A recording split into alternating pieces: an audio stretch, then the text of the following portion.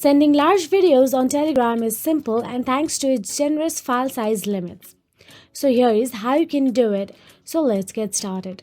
Firstly, Telegram allows users to send files including videos up to 2 GB per file in regular chats.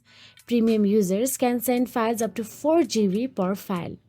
So now firstly, launch the Telegram app on your device, then open the chat where you want to send the video. It's either individual or group.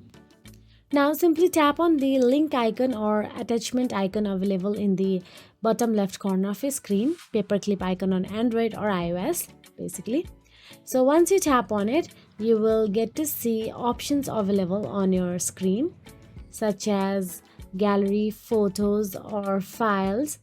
Simply tap on the files from there. Ensure the video is sent without compression.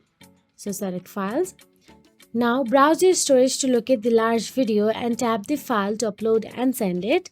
So it might take few minutes to send this video since it is a large one. So once done, that is it. If you found this video helpful, please like, share and subscribe, and thank you so much for watching.